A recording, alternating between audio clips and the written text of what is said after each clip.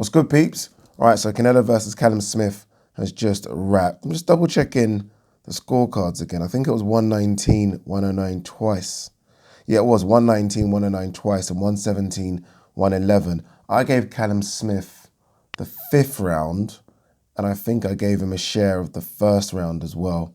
I'm going to have to watch that fight back. But yeah, I think I gave him a share of the first round. It's just a feel-out round, and I think the fifth round. Canelo dominated it, but credit to Callum Smith. Like he tried. By the way, before we even start with that, what was that bloody thing with Michael Buffer? What was that about? And then Michael Buffer did it, and then David Diamante did it as well. I'm guessing Michael Buffer did it for us at home, and David Diamante did it for people at the venue. But that was just awful. Like, I get that Michael Buffer's the man, but David Diamante now is good enough to do a big event like that. You don't have to get Buffer for everything. You can let Diamante go. But yeah, that was awful. But apart from that, I thought the production was pretty good. I thought the DAZN commentary were bad. I really did. I felt like Callum Smith was doing some good work in there.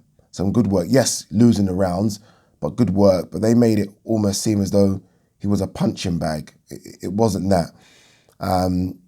Look, I thought in order for him to win this fight, he's got to use his jab and stay on the outside. Very much like what Kovalev did, right? Yes, you throw a couple of big right hands, but you stay on the outside, use your jab. The problem is Callum Smith likes to fight on the inside and likes to have a phone booth fight. And eventually, after round two, Canelo was able just to come in under that jab, and then it was just able to walk him down and have his way. For this fight to almost be competitive going into the second half of it, Callum Smith needed to win a couple of those opening rounds, use your jab, and then sting him with a couple of rights when you can. But he almost neglected his jab. I think he hurt his left hand, but he almost neglected his jab. And then it was just a case of Canelo walking him down.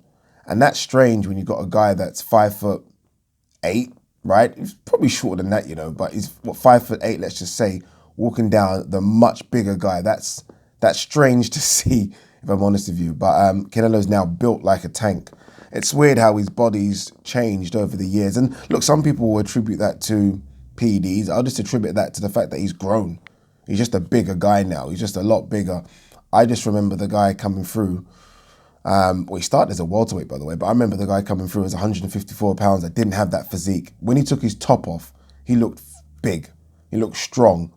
And he looked menacing today. Like, I said he's a complete fighter. There's not many people out there that I think are complete fighters. He has everything. Honestly, I still think he's a bit slow on his feet, but he knows how to cut the ring off. And that's what he did, like with Callum Smith. He was cutting the ring off. Callum Smith got no time to breathe in that fight. It's like you're drowning. Like you're doing the best you can do. Callum Smith was throwing some good shots. Like, technically, Callum Smith was throwing the uppercut well. He threw the left hook beautiful. His jab in the first couple of rounds was very good. He threw a couple of good straight rights. He's literally going into his arsenal and trying to, He's literally going into his arsenal and trying to find everything he can to keep this pit bull off him, and nothing is working. That must be so demoralizing. It must be demoralizing, especially when you're an unbeaten fighter and you're thinking, I'm doing everything I can here. Literally, I'm going into every trick I've got from everything I've learned as an amateur and a pro, and I can't keep this guy off me. I'm going to the body. Callum Smith went to the body so well with the left hook, and then threw it upstairs. Nothing. He switched it, went to the right with the body, right upstairs. Nothing. Nothing. He even tried a couple of times, and he probably should have done this a bit more to put his weight on Canelo. Nothing. Landed a couple of stiff rights. Nothing. Zero. Fucking hell, man. That's scary. Again, Callum Smith's unbeaten, and Canelo won nearly every round. There are some people out there that score Canelo winning every single round against an unbeaten world champion, the unbeaten ring-recognized number one. Canelo has gone to your weight division and dominated you. That's frightening. For me, that's scary. That's scary, but I will give a lot of respect to Callum Smith because I'm watching it differently from what the commentators are saying. They're saying it's a beatdown, and look, I get what they're saying. Canelo clearly landing the harder shots and clearly landing the more eye-catching shots. But I'm watching the work Callum's doing. I'm thinking, geez, you're doing everything.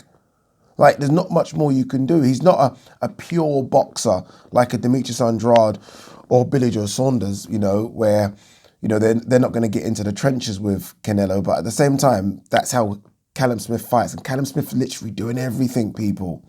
Everything. There was a time when I thought, is Joe going to maybe pull him out? I think that was round sort of 10, 11. I think Joe asked him in the corner and Callum's like, fine. And to be fair to Callum, he was throwing back. And he wasn't just throwing back, he was throwing back with mean intentions. Again, he was trying that beautiful hook. Callum's got a beautiful hook, by the way, but nothing was denting this man. Nothing. It's a scary proposition, at 160. The only fight I want to see now at 168 is Charlo.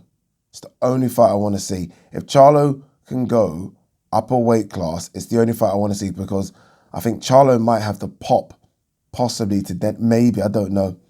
It probably doesn't. But Charlo's a bit faster on his feet. I just like the fight. I kind of visualize it and it's exciting. Billy Joe Saunders, I don't know if Billy Joe Saunders has the gas tank to survive the 12. I don't think so. I mean, Canelo was working there every second of every minute of every effing round, working. And I don't know if Billy Joe Saunders can work like that. There is talks about Caleb Plant and Benavidez. Look, they're out there. Caleb Plant, nah, he hasn't got a chance. Benavidez has, because Benavidez is big and strong and can pop, can definitely pop. But in Canelo, man, that's a dangerous guy, It's a very dangerous guy. I have little interest in seeing GGG versus Canelo. I'd rather see GGG versus Billy Joe Saunders win a fight Canelo. I have little interest in seeing Demetrius Andrade versus Canelo, if I'm honest with you. So Charlo would be that one. The super fight is Spence. But again, Spence is at 147. Like Spence has spoken about having two more at 147, then going to 154, then 160. I mean, he's too far away. Canelo's at 168 now. He's too far away. I mean, there's too many divisions. And Canelo's just too big, too strong for him. He'll break him down. He'll break Spence down. He's a mean guy. He's a mean guy. He was trying to hurt. I know it sounds dumb, but he was trying to hurt Callum Smith in there. Hurt him. Nah, he's got every punch in the book. He's got every single punch in the book. He has everything. Everything. Yeah. He's going to go down as an all-time great, by the way, if he's not already. But we wait to see. I wish I watched it to the end just to see if he called anyone out. But we'll do a live stream tomorrow, either 5 or 6. Check the community tab. I'll announce it, where we'll do a roundup of this. We'll round up, obviously, GGG had a fight at the weekend against Meta. I want to talk about the fact that the IBF mandatory was so poor. Like, we need to scrap the belts. If that's the mandatory, we need to scrap the belts. But congratulations to Canelo, a legit 4-weight world champion. The DAZN commentary guy, I think it was Brian Kenny, was saying he's a 3-weight world champion because you can't count you can't count the winner of Kovalev. Kovalev was a legit world champion, so scrap that. He's a 4-weight world champion, and credit to him. Credit to him. Peace.